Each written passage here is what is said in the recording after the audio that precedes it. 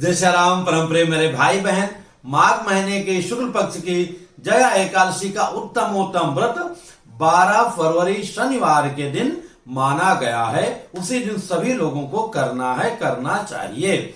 और पारण 13 तारीख को प्रातः 7:01 से लेकर के 9:15 बजे के अंदर करना उत्तम रहेगा।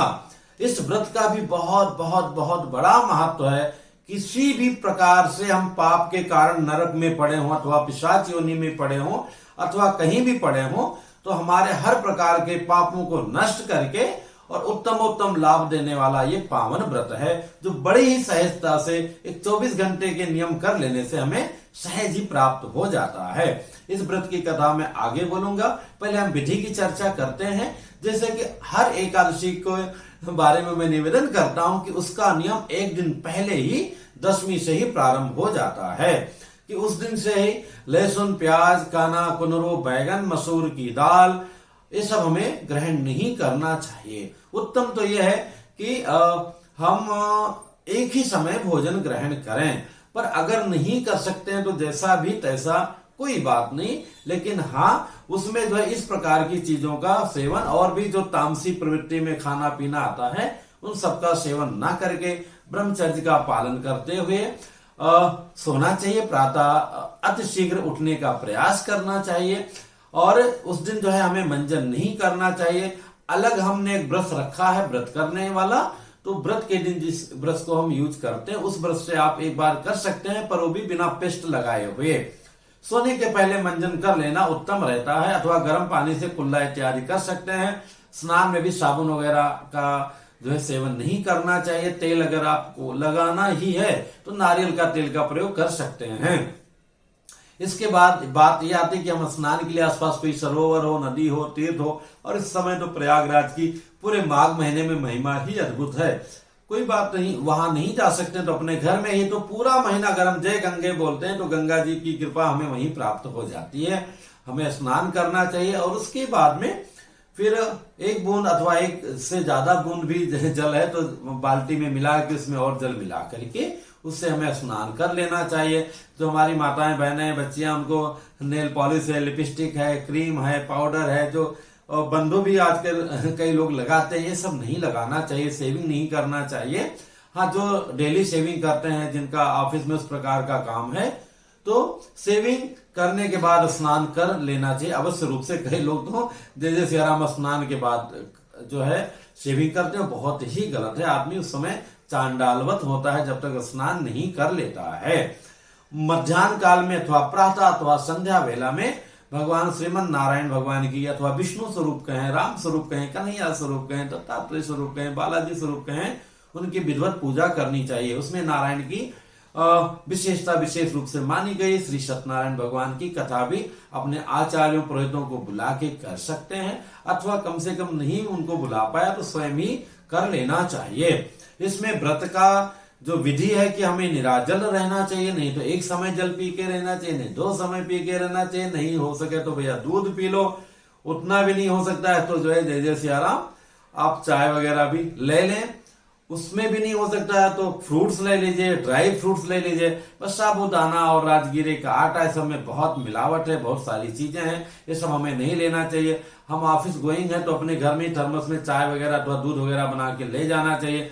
जो कागज के गिलास हैं ये सब हैं, और बाहर की जो चाय भी होती है मैक्सिमम तो लोग जो है चक करके उसका शक्कर वगैरह फिर वो कंप्लीट करके लोगों को सर्व करते हैं, तो उससे हमें बचना चाहिए। जूस वगैरह लेना अपने गिलास में ले सकते हैं। संध्या वेला में संकीर्तन करना चाहिए, रात्रि जागरण करना चाहिए, और सत्यनारायण की कथा सुने तो सुने, नहीं तो एकादशी महारानी का कथा अवश्य सुनना चाहिए। जैसा कि भोजन कोई बीमार है, कोई वृद्ध है, उसके लिए बनाना भी है तो चावल, बैगन, जो है कुनरू, मसूर की दाल, इस सब का प्रयोग बिल्कुल नहीं करना चाहिए। और अगर हम व्रत ना भी हैं तो भी हमें चावल का बिल्कुल ग्रहण नहीं करना चाहिए। एक दाना चावल एक कीड़े के बराबर होता है। नहीं हो सकता तो भैया दाल रोटी खा लीजिए, सब्जी रोटी खा लीजिए। नहीं व्रत कर सकते हैं तो क्या कर सकते हैं, लेकिन उस दिन चावल और अन्य पदार्थ को ग्रहण नहीं करना चाहिए। कथा की बात आती है। हाँ, जैसा कि मैंने बताया पारण अगले दिन है, और पारण करने के पहले हमें अन्नदान करना चाहिए, गौ माता का ग्रास इत्यादि देना चाहिए। कथा इस प्रकार है, पद्म पुराण की कथा आती है। युधिष्ठिर जी के पूछने पर भगवान श्री कृष्ण जी ने कहा कि एक समय स्वर्ग में नंदन वन में इंद्र महाराज विराजमान थे और तमाम वहां पर गंधर्व कुमार कन्याएं उनकी प्रसन्नता के लिए तमाम प्रकार के नृत्य और वादन का कार्य कर रहे थे। वहीं पर गंधर्व कन्या पुष्पवती माल्यवान को देख करके विमोहित सी हो गई और वो उसको इतना सुंदर लगा कि कई प्रकार के आव भाव करके और उसको आकर्षित करने का प्रयास करने लगी, जिसके कारण उसका जो स्वाभाविक सुर था, लय था, ताल था, वो सब गड़बड़ हो गया। तो इंद्र को इस बात को लेकर के बड़ा क्रोध आया और उन्होंने कहा कि आप अपने कर्तव्य का पालन नहीं कर पा रहे हो दोनों, और एक बहुत दंडनीय कार्य किए हो, तो दोनों जाकर के पृथ्वी लोक में महान पिशाच और पिशाचनी बन जाओ, क्योंकि अच्छे लोगों का कार्य नहीं है। वैसे हम लोगों को भी चाहिए जहां भी हम काम करने जाते हैं उस कार्य के प्रति हमें लगाव होना चाहिए और न्याय करना चाहिए, उसमें कोई कोताही नहीं करना चाहिए। तो कुछ समय पश्चात दोनों पृथ्वी लोक पर आए और पिशाच पिशाचनी हो गए, घोर अंधकार जंगल में रह रहे थे, बहुत परेशान थे। और मेरे भाई बहन, पिशाच की योनि बहुत बहुत ही दुखदायी होती है, क्योंकि जो सबसे कठिन बात ये होता है कि वो अतृप्त रहता है।